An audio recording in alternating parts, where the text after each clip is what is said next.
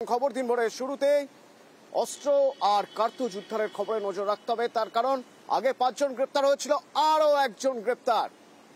ওই অস্ত্র বিপণীর যে কর্মী, যারা যে অস্ত্র বিপণী সেই দোকানের কর্মী এই শান্তনুকে তার বাড়ি থেকে গ্রেপ্তার করা হয়েছে। কিভাবে জড়িত শান্তনু জানবো।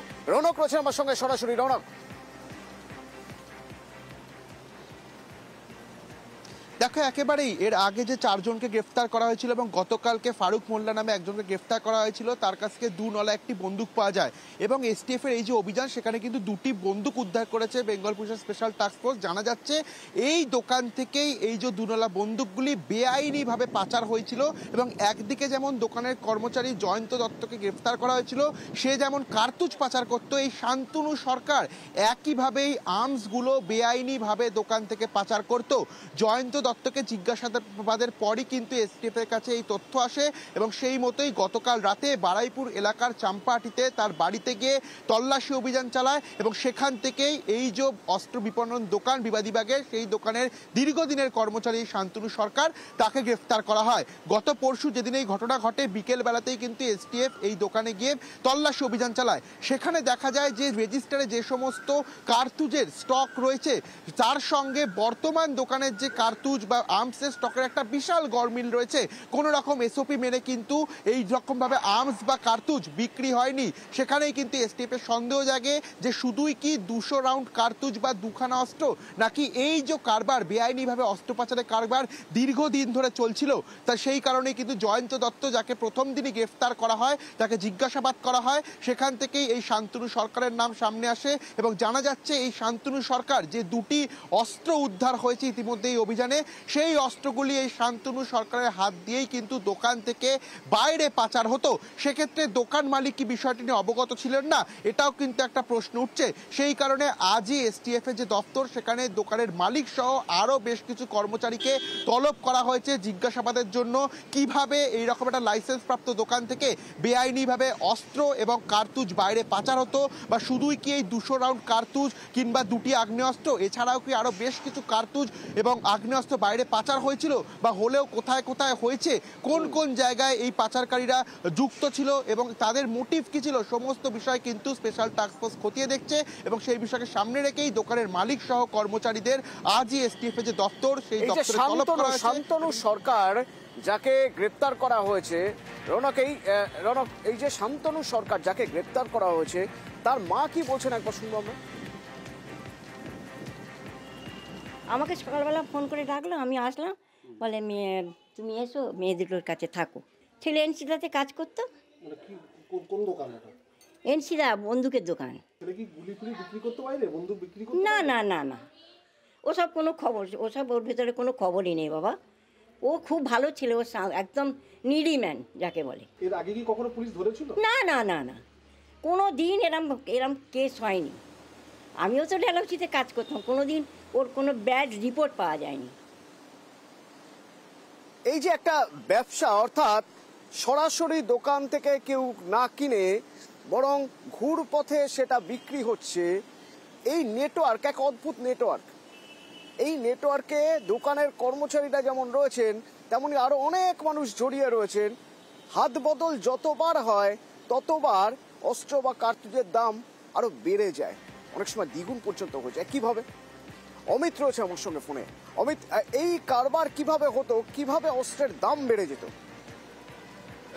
জীবনতলা মামলাতে ইতিমধ্যেই যাদেরকে গ্রেপ্তার করা হয়েছে, যে 6 জন, তাদের মধ্যে 2 জন হচ্ছে সরাসরি লাইসেন্স প্রাপ্ত আর্মসের দোকানের বা বিপণীর কর্মচারী, যাদের মধ্যে একদিন জয়ন্ত, যেটা আগে গ্রেপ্তার করা ছিল, পরে গ্রেপ্তার করা হয়েছে গতকাল রাতে গ্রেপ্তার করে শান্তনু নামে আরেকদিন ব্যক্তিকে। এই 2 জনের মারফত অস্ত্র কারবারি, যারা বেআইনি অস্ত্রের কারবার করে, মূলত হাসনাবাদ বা জীবনতলা যাদেরকে গ্রেপ্তার করা হয়েছে, তাদের কাছে অস্ত্র এবং কার্তুজ পৌঁছে দিতেন এবং হাত বদলের সাথে সাথে সে সমস্ত অস্ত্র এবং কার্তুজের দাম বেড়ে যেত। এই তথ্য কিন্তু দাবি করা হচ্ছে এসটিএফ এর তরফে। কারণ এখন বর্তমানে একটা দোনলা বন্দুক দোকানে হচ্ছে খুব ভালো কোয়ালিটির যে বন্দুকগুলো রয়েছে, সেটা 25 থেকে 30 হাজার টাকা দাম রয়েছে।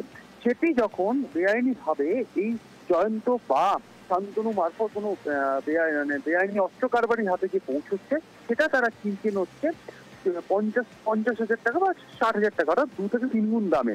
তারপরে সেটি যখন আবার হাত বদল হয়ে অন্য কারো কাছে যাচ্ছে, তারা কিন্তু সেটির দাম আবার বাড়িয়ে দিচ্ছে। এইভাবে হাত বদলের সাথে সাথে কিন্তু এই সমস্ত অস্ত্রের কিন্তু দাম পরিবর্তন বা দাম বেড়ে যায়। একইভাবে কিন্তু কার্তুজের ক্ষেত্রেও কার্তুজের ক্যালিবারের উপর নির্ভর করছে কার্তুজের দাম। সেক্ষেত্রে দোকানে এখন সর্বনিম্ন যে ক্যালিবার যে বুলেট রয়েছে সেগুলো পাওয়া যায় হচ্ছে 150 থেকে 200 টাকা, যেটা এসটিএফ দাবি করছে।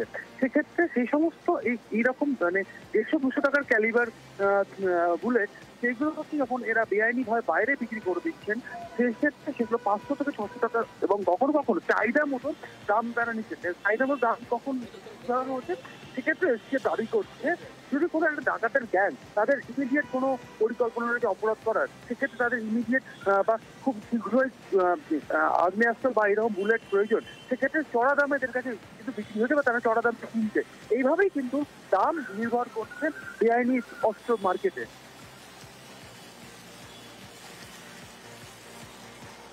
আচ্ছা আচ্ছা, ধন্যবাদ। বিএসএফ এবং বিজিবির বৈঠক আছে দিল্লিতে। এমন একটা পরিস্থিতিতে বৈঠক যেখানে সীমান্তে একটা টেনশন কাজ করছে। কাঁটাতারের বেড়া দিতে চাইছে অরক্ষিত জায়গায় বিএসএফ, কিন্তু বিজিবি দিতে চাইছে না। আজকের বৈঠকে নিঃসন্দেহে এ প্রসঙ্গ তো উঠবেই। আর কি কি নিয়ে কথা হতে পারে বৈঠকে জানবো। মৈত্রেয়ী রয়েছেন নয়াদিল্লি থেকে আমার সঙ্গে। মৈত্রেয়ী, একেবারেই দেখো অতনু, এটা 55তম ডিজি লেভেল কনফারেন্স, যেটা আজ থেকে 20 তারিখ পর্যন্ত চলবে এবং যেখানে ভারতের তরফ থেকে বিএসএফ এর ডিজি দিলজিৎ চৌধুরী এবং বাংলাদেশের তরফ থেকে বাংলাদেশ বিজিবি ডিজি মোহাম্মদ আশরাফুল সিদ্দিকী, তারা লিড করবেন তাদের নিজস্ব টিমকে এবং সেখানে অবশ্যই সীমান্তবর্তী একাধিক বিষয় উল্লেখ করা হবে। কাঁটাতারের প্রসঙ্গ তুমি যেমন বললে, তার পাশাপাশি বিএসএফ এবং ভারতীয় নাগরিকদের আক্রান্ত হওয়ার বিষয়টি বাংলাদেশি দুষ্কৃতীদের হাতে, তার পাশাপাশি দুদেশের মধ্যে যে পারস্পরিক বোঝাপড়ায় যে চুক্তিগুলি চলছিল, যেগুলো নিয়ে ইতিমধ্যে একাধিক মন্তব্য করতে শোনা গেছে তাদের মানে ভারতের যারা বাংলাদেশের কাউন্টার পার্ট যারা রয়েছেন, বাংলাদেশের ফরেন উপদেষ্টা থেকে শুরু করে একাধিক ব্যক্তিকে, সেই বিষয়গুলো উঠে আসতে পারে এবং একই সঙ্গে দুদেশের মধ্যে যে সম্পর্ক, সেই সম্পর্ক যাতে মেনটেন করা যায় তার জন্য ভারতের তরফ থেকে যে বক্তব্যগুলো রয়েছে সেগুলো তোলা হতে পারে বলে আমরা জানতে পারছি। তবে অন্যদিকে বাংলাদেশের তরফ থেকেও কিন্তু একাধিক বিষয় উঠে আসবে। প্রসঙ্গত জানিয়ে রাখি, হাসিনা সরকার চলে যাওয়ার পর এবং তদারকি সরকার ক্ষমতায় আসার পর এই প্রথম বাংলাদেশের কোনো সরকারি ডেলিগেশন ভারতে এসে পৌঁছেছে এবং এই ডিজি লেভেলের টক হতে চলেছে। ফলে অত্যন্ত গুরুত্বপূর্ণ বর্তমানে দুদেশের যে পরিস্থিতি রয়েছে সেই পরিস্থিতিতে দাঁড়িয়ে দুপক্ষেরই বৈঠক। এবং আরও একটি গুরুত্বপূর্ণ বিষয় হচ্ছে অনুপ্রবেশ, সেই বিষয় নিয়েও কিন্তু বিএসএফ বিজিবির মধ্যে গুরুত্বপূর্ণ আলোচনা হতে পারে। অতনু, ধন্যবাদ।